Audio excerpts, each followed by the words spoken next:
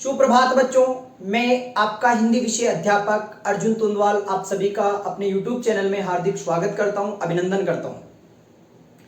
हम बात कर रहे थे कक्षा 9 के बारे में और कक्षा 9 में हमारा जो पाठ चल रहा था, इससे पूर्व वाले अध्याय में हमने देखा था कि चंद्रकांत देवताले का परिचय हमने पढ़ा था, जो कक्षा 9 की दृष्टि से और प्रतियोगी परीक्षाओं की दृष्टि से चंद्रकांत देवताले का परिचय हमारे लिए बहुत ही महत्वपूर्ण था। वहीं से आगे बढ़ते हुए चंद्रकांत देवताले की रचना है यमराज की दिशा, जो कक्षा 9 की पुस्तक में दी गई है। कक्षा 9 की पुस्तक में इनकी कौन सी रचना है? यमराज की दिशा। उस यमराज की दिशा जो रचना है, उसका अर्थ और भावार्थ आज के अध्याय में हम समझेंगे। कक्षा 9 की दृष्टि से तो महत्वपूर्ण है ही, साथ में मैं आपको बता दूं प्रतियोगी परीक्षाओं की दृष्टि से भी महत्वपूर्ण है। तो आज हम ये 4 पदों का अर्थ और भावार्थ समझने की कोशिश करेंगे। चंद्रकांत देवताले की रचना यमराज की दिशा। पाठ से ही मालूम हो रहा है यमराज की दिशा कौन सी है। यमराज की दिशा है दक्षिण दिशा। दक्षिण दिशा का पता चल गया कि दक्षिण दिशा कौन सी है, यमराज की दिशा है। अब आज इस कविता में हम बात करेंगे चारों तरफ फैली विनाशकारी और शोषक शक्तियों के बारे में यहां संकेत किया गया है। प्रसंग ध्यान रखें कि चंद्रकांत देवताले ने यमराज की दिशा कविता में चारों तरफ फैली और शोषक शक्तियों के बारे में संकेत किया है। इन शक्तियों के बारे में मेरी मां परिचित थी, अर्थात चंद्रकांत देवताले की मां इन सभी शक्तियों के बारे में, ये जो शोषक शक्तियां होती है, इन शक्तियों के बारे में मेरी मां परिचित थी और वह परिचित होने के साथ साथ उन शक्तियों के बारे में मुझे भी परिचय करवा चुकी थी। परंतु आज उन शोषक शक्तियों का फैलाव पूरे देश में इतना हो गया है कि मां के जमाने से हटकर आज के जमाने की बात करें तो जो चारों तरफ कुरीतियां हैं वह पूरे विश्व में फैल चुकी है।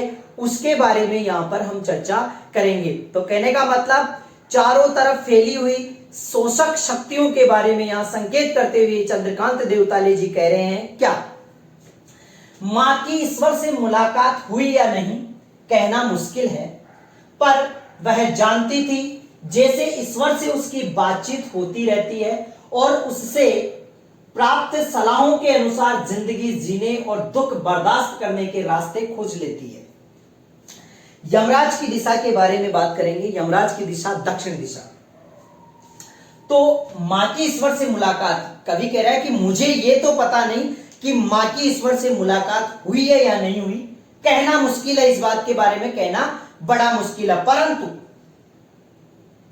परंतु वह जताती थी, वह हमेशा अपनी बातों से जताती थी जैसे ईश्वर से उसकी बातचीत होती रहती है। उसकी बातों से यह एहसास होता था कि जैसे मां की ईश्वर से क्या होती थी, बातचीत होती रहती थी और उससे प्राप्त सलाहों के अनुसार, और ईश्वर जो सलाह मां को देता था वही सलाह मां मानती थी और उन सलाहों के अनुसार जिंदगी जीने और दुख बर्दाश्त करने के रास्ते खोज लेती थी। और मां भगवान की उन सलाहों के अनुसार ही जिंदगी किस तरह से जी जाती है, या जिंदगी में दुख आ जाते हैं तो उन दुखों को किस तरह से सहन किया जाता है, उन दुखों से किस तरह से छुटकारा पाया जा सकता है, या उन दुखों को सहन करने की शक्ति मां को प्राप्त थी।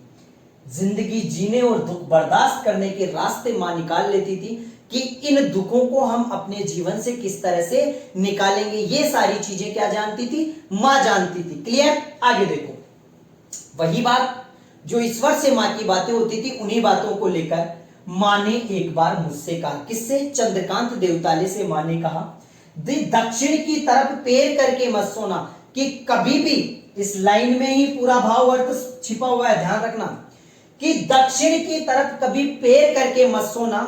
कहने का मतलब क्या है कि दक्षिण दिशा की तरफ कभी पैर मत करना। यहां दक्षिण दिशा से तात्पर्य है कि दक्षिण पंथी जो लोग होते हैं, दक्षिण पंथी विचारधारा के जो लोग होते हैं, उनके अनुसार कभी नहीं चलना, क्योंकि उनके अनुसार जो चलने वाले अनुयायी हैं, इस विचारधारा को अपनाने वाले जो अनुयायी हैं, वह यमराज के समान क्या है, क्रूर होते हैं।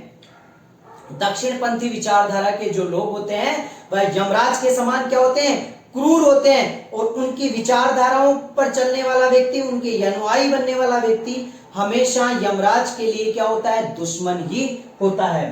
कि दक्षिण की तरफ पैर करके मत सोना, वह मृत्यु की दिशा है। जिसने भी दक्षिण पंथी विचारधारा को अपना लिया उसकी मृत्यु निश्चित है। ऐसा कौन कह रहा है? मां कह रही है। और यमराज को क्रुद्ध करना, कहने का मतलब दक्षिण पंथी विचारधारा को अपनाने का मतलब है यमराज से बेर लेना, और जिसने यमराज से बेर ले लिया इसका मतलब है उसकी मृत्यु निश्चित है। बुद्धिमानी की बात नहीं, और यह बुद्धिमानी की बात नहीं है कि आप दक्षिण पंथी विचारधारा को अपनाओगे और मैंने यमराज के घर का, तभी सॉरी बुद्धिमानी की बात नहीं है, तब मैं छोटा था। मां ने जब ये बात बताई थी तब मैं क्या था?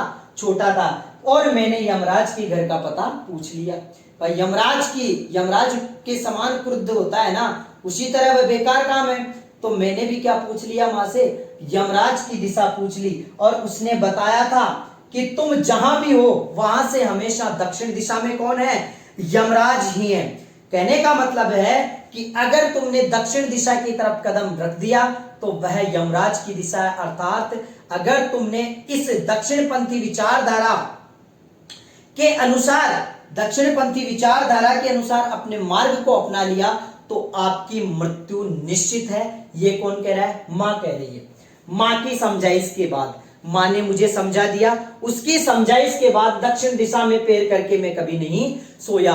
अर्थात यमराज की जो दिशा है दक्षिण दिशा, उसमें कभी भी मैं पैर करके नहीं सोया। अर्थात दक्षिणपंथी विचारधारा के मार्ग पर चलने की कभी मैंने नहीं सोची। और इससे इतना फायदा जरूर हुआ कि दक्षिण दिशा पहचानने में मुझे कभी भी मुश्किल का सामना नहीं करना पड़ा।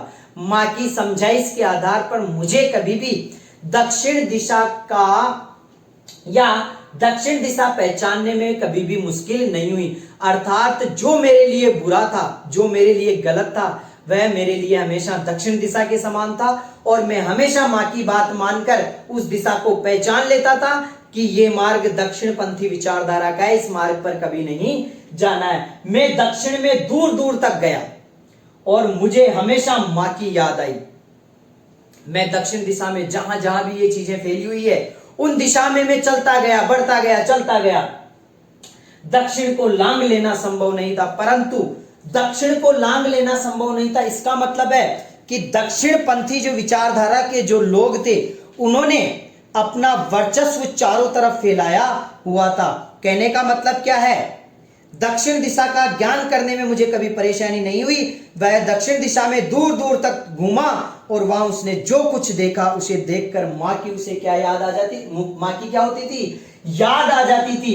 क्योंकि दक्षिण दिशा में घूमने से कवि को सारी चीजें वह देखने को मिली जिस चीजों के लिए मां मना करती थी, और वह चीजें जब कवि देखता था तो उसे मां की याद आना स्वाभाविक था। मां की याद उसे आती थी। जब कवि दक्षिण दिशा में खतरों को जानने के लिए दूर दूर तक घूमा तो उसने पाया कि वहां पर सचमुच विनाश का रास्ता है।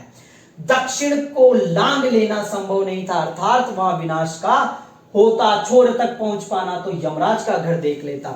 अगर उस दिशा तक मैं पहुंच जाता जिस दिशा के लिए मां ने कहा है, उस दिशा तक अगर मैं पहुंच जाता तो कहने का मतलब क्या है?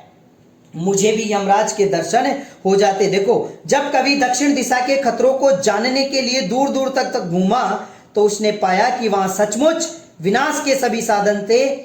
उसे मां की वह सलाह बहुत याद आई जिसने उन्होंने कहा था कि कभी दक्षिण दिशा की तरफ पैर करके मत सोना।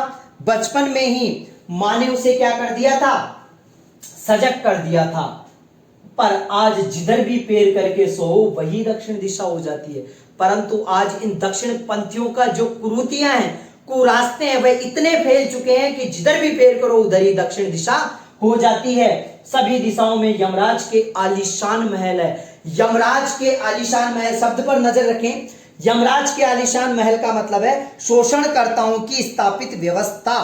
कवि कहना चाहता है कि आज जीवन के सभी क्षेत्रों में जीवन विरोधी ताकतों और शोषणकर्ताओं ने अपना जाल फैला लिया है। साधारण आदमी इस शोषण से बच नहीं सकता है। शोषणकर्ताओं ने चारों तरफ अपने पैर पसार लिए हैं। जिधर भी पैर करो उधर ही यमराज की दिशा, अर्थात अपना फैलाव कर लिया है। आज आम आदमी के लिए इस संसार में कोई जगह नहीं है। और वे सभी में एक साथ अपनी दहकती आंखों सहित विराजते हैं। और जिधर भी देखो उधर वही वही चीज दिखाई देती है, अर्थात शोषणकर्ताओं का जाल ही जाल नजर आता है।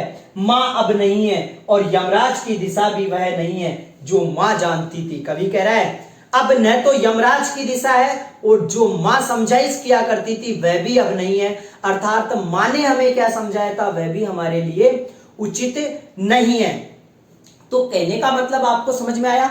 अंतिम 3 लाइन देखें, इसमें क्या लिखा है, मां के समय में केवल एक ही दिशा थी, दक्षिण दिशा, शेष भी दिशाएं थी जहां कोई खतरा नहीं था, परंतु अब समय बदल चुका है, चारों तरफ शोषण फैला हुआ है, चारों तरफ विनाश की स्थिति हो चुकी है, अर्थात चारों दिशाओं में दक्षिण ही दक्षिण। अरे मां कहती है दक्षिण की दिशा में पैर करके मत सोना। कहने का मतलब क्या है कि हम जिधर पैर करते हैं उधर कौन सी दिशा हो गई, दक्षिण दिशा। तो आप चारों दिशाओं में पैर करके सो के देख लो कि चारों दिशाएं अपने लिए दक्षिण दिशा हो गई, क्योंकि चारों तरफ आतंक फैला हुआ है, चारों तरफ शोषणकर्ताओं का जाल फैला हुआ है। उससे बचने के लिए मां ने राय दी थी, परंतु आज पूरे विश्व में, पूरे देश में शोषणकर्ताओं का जाल फंस चुका है, फैल चुका है। इससे बचने के लिए मां की राय दी गई है, जिसको कवि हमें बताना चाहता है। तो एक बार और देखो यहां पर मां की ईश्वर से मुलाकात हुई या नहीं। तो कहने का मतलब है आपको यहां से लेकर वहां तक का अर्थ एक बार फिर से सुनना है, ढंग से समझना है। एक बार फिर मैं इसका भाव समझा देता हूं कि इसमें चंद्रकांत देवताले यमराज की दिशा में क्या कहना चाहते हैं। यमराज की दिशा नामक कविता में चारों ओर फैलती विनाशकारी और शोषक शक्तियों की ओर संकेत किया गया है। कवि की मां को कवि कहा करती थी कि भगवान से बातचीत करती है। भगवान ने मां को कहा था कि दक्षिण दिशा में पैर करके सोने से यमराज नाराज होते हैं, अतः उस तरफ पैर फैलाकर नहीं सोना चाहिए। कवि ने ऐसा ही किया। उसे इस बात से यह लाभ मिला कि उसे दक्षिण दिशा की पहचान हो गई। उसकी इच्छा थी कि दक्षिण दिशा के अंतिम किनारे तक पहुंचकर यमराज का घर देख ले, किंतु यह संभव नहीं हो सका। किंतु आज उसे ऐसा महसूस होता है कि सब दिशाएं दक्षिण हो गई है। वह जिधर भी पैर फैलाता है उधर जलती आंखों वाले यमराज दिखाई देते हैं। शायद अब मां का जमाना नहीं रहा है। कहने का मतलब यह है कि मां ने जो सपना संजोया था वह आज नहीं है। चारों तरफ क्रूरता फैली हुई है, चारों तरफ बेईमानी फैली हुई है, शोषणकर्ताओं का जाल फैला हुआ है। उससे बचने के लिए मां ने रास्ता बताया था, परंतु आज आम आदमी उससे बच नहीं सकता। तो यह था चंद्रकांत देवताले की रचना यमराज की दिशा का अर्थ और भावार्थ। आप सभी को समझ में आ गया होगा। नहीं आया है तो फिर से आप 1 से लेकर 4 तक फिर से एक बार अवश्य वीडियो का अवलोकन करें, निश्चित तौर पर आपके समझ में आएगा। आगे दूसरा वीडियो लेकर फिर से मैं उपस्थित होऊंगा। तब तक के लिए धन्यवाद।